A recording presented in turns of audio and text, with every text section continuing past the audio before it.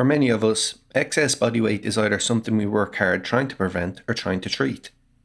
This is due to various reasons, such as wanting to avoid the stigma associated with being overweight, feel confident, set a precedent for family or friends, improve our health, or a combination of all of the above. But for improving health in particular, what actual conditions can weight loss help? And how much would be required? Let's get right to it. But first, as always, please take note of our disclaimer.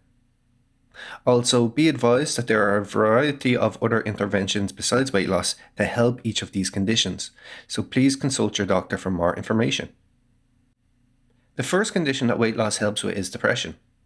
But it's noteworthy that depression is not just a feeling someone experiences when they have a friend or family member who dies, but a condition that varies from moderate severity, so temporary sadness, to severe, meaning persistent sadness. Major depressive disorder is a more severe form of depression, which we will be referring to synonymously as depression herein. The prevalence of depression in obese adults has been demonstrated to be over twice that seen in normal weight adults. Reasons suggested for why those with depression may gain weight is due to an increased intake of high-calorie foods, a higher likelihood of emotional eating, less self-belief that they can take part in physical activities, and therefore less participation. Its occurrence, though, is not just a one-way street in obese populations, as studies indicate that there is a bi-directional relationship between obesity and depression, meaning that depression can not only cause obesity, but obesity can cause depression. The exact reason there may be a link between the two disorders is unknown, but some explanations highlighted have been endocrine dysfunction, inflammation, stigma, and oxidative stress. A recent systematic review of 24 longitudinal clinical studies, a type of study that involves looking at people over an extended period, including data from over 3,000 people, found that most studies concluded that weight loss was helpful for depressive symptoms. Secondly is obstructive sleep apnea, or OSA. This is a sleep disorder whereby breathing is briefly and repeatedly disturbed. So much so, sleep interference can occur up to 30 times per hour in those with severe apnea.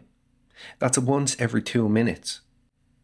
OSA is thought to be because of a variety of reasons, such as muscles in the back of the throat being unable to keep the airway open sufficiently, fat deposits obstructing the upper mid-airway, and an inherited narrowed airway, to name a few.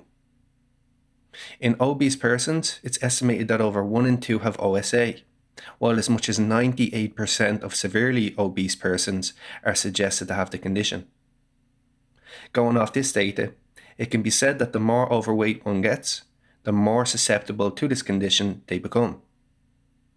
As a result, they are more inclined to feel drowsy throughout the following day. Couple this with the fact that poor sleep also leads to a worsened regulation of hormones relating to food intake, and you can see how OSA can exacerbate weight gain too. Other negative consequences it can have are reduced work productivity, quality of life, and cognitive performance. Also, since those with OSA often experience loud snoring periodically during sleep, you can imagine the strain this can have on relationships. In one study of people with mild or moderate obstructive sleep apnea, researchers found that after 10 weeks, an average weight loss of 3.3 kilos, or 7.3 pounds, reduced sleep interruptions by an average of 5.5. To put this into context, people with mild OSA can have up to 15 sleep interruptions per hour on average. So a potential reduction of a third of that through weight loss alone after 10 weeks is notable, guys. Next is osteoarthritis, or OA, a degenerative joint disease. It occurs when the cartilage on the end of opposing bone surfaces within a joint begins to wear away, and the quality of the underlying bone starts to diminish. This is why you'll often hear it referred to as a wear and tear condition. However, the actual physiological mechanisms contributing to it are much more complex than wear and tear alone. It's been estimated that 2 out of every 3 obese individuals have OA, and that the prevalence only increases with body weight. Causes of obesity-related OA have been indicated to be multifaceted, including both metabolic factors and structural damage. So from increased load, declined muscle strength, and suboptimal biomechanics brought about by the condition. Studies show that as little as 5% reduction in initial body weight can lead to some alleviation of symptoms of general OA, but 10% should ultimately be the goal to provide substantial reductions in symptoms. Another condition weight loss can help with is fibromyalgia, characterized by widespread chronic pain whereby pain occurs all over the body, causing sleep disturbances, physical exhaustion, and often emotional or mental distress. The condition's prevalence has been suggested to be as much as 28% and 50% in overweight and obese individuals, respectively. As well as this, increased body weight has been suggested to lead to greater pain sensitivity and poorer quality of life in those with fibromyalgia. A pilot study of 31 overweight and obese women was carried out to examine whether fibromyalgic symptoms would improve following weight loss, where the women were assigned to a 5-month behavioral weight loss program. Following the trial period, it was found that the women lost 4.2 kilos, or 9.2 pounds on average, an equivalent of 4.4% of their initial body weight, along with a significant improvement in fibromyalgia symptoms, quality of life, and pain compared to when the trial began. Number 5 on this list is Polycystic ovarian syndrome, also known as PCOS. This is a condition where multiple small cysts develop in one or both ovaries and is one of the most seen endocrine system disorders seen in women. In fact, up to 1 in 10 women of reproductive age are said to suffer from the condition. It is estimated that as many as 85% of women with PCOS are overweight or obese. In addition, a meta-analysis of 35 studies found that obese women have almost a 3-fold increased risk of developing PCOS over those non-obese. The exact cause isn't known, but it's believed that insulin resistance may be a key factor in its development. Besides this, a family history of the condition is relatively common, so a genetic component may be involved. Sadly, besides several of its symptoms, like pelvic pain, the condition can also, in some cases, stop women from being able to get pregnant. Yet weight loss of as little as 2% of the starting weight can actually help obese women improve ovulation and subsequently the likelihood of pregnancy. Although for the best probability, it's suggested to aim for weight loss of 10% of the initial body weight. Other studies show weight loss of 5 to 10% can improve many other PCOS features, due to its link with improved insulin sensitivity and hormone regulation. On a side note, if you're interested in undertaking our evidence-based and results-backed personalized Plato weight management program, please click the link in the top right-hand corner of the video or follow the link in our description. Moreover, weight loss can assist people struggling with asthma too. This is a condition where airways become chronically inflamed, causing them to become increasingly restricted if triggered by viruses, allergens, or exercise. When this happens, airflow within the lungs is impeded, and as a result, people tend to have recurrent instances of wheezing, breathlessness, and coughing. It's been proposed that people overweight have a 50% higher likelihood of asthma, with as high as 90% in those obese compared to people of a healthy weight.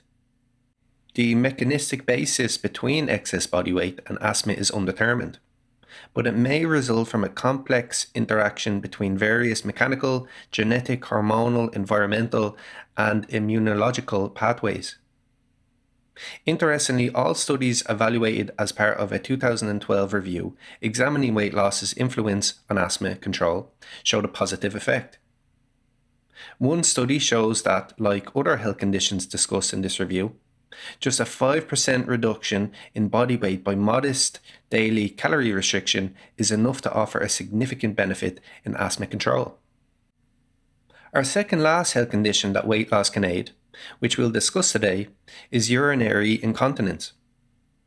In a nutshell, it is when you lose control of your bladder. As you can imagine, this condition has been shown to impact people's quality of life severely. I mean, think about it. Even the threat of it would always be in the back of your mind whenever you are out socializing or just going about your day-to-day life. In general, the condition is already shockingly prevalent, occurring in approximately 1 in 2 middle and older aged women. But a clear dose-response effect has been established between weight gain and urinary incontinence too. For instance, every 5-unit increase in BMI has been linked with up to a 70% increased likelihood for the condition. The exact reason why this probability of urinary incontinence becomes higher with weight gain hasn't been determined. However, some speculate that it may be due to increased abdominal pressure, increasing bladder pressure. In one study, researchers found that people struggling with the condition almost halved their weekly incontinence episodes with an average of 8% weight loss from their starting weight. Finally, weight loss can help metabolic syndrome, which is actually not one condition, but rather a cluster of 5 different ones that together raise your risk for coronary disease, type 2 diabetes, and stroke. We've dedicated a video specifically towards the effectiveness of weight loss for type 2 diabetes, which you can find in the top right hand corner of your screen. These 5 conditions are abdominal obesity, so a large waistline, high blood pressure, high blood sugar levels, high triglycerides, and low good cholesterol. Metabolic syndrome can be attributed to a lack of physical activity and genetic predisposition. Still, researchers suggest the main problem comes from a buildup of fat tissue in conjunction with accompanying tissue dysfunction, since it leads to insulin resistance. Insulin resistance is when cells don't respond well to insulin and subsequently are less able to uptake blood sugar to use as energy, resulting in them starving and dying. Has weight loss helped you with any of the health conditions outlined? If so, we'd love to hear from you in the comment section down below. Additionally, if you're new here, make sure to like and subscribe to our channel. So, that has been our video.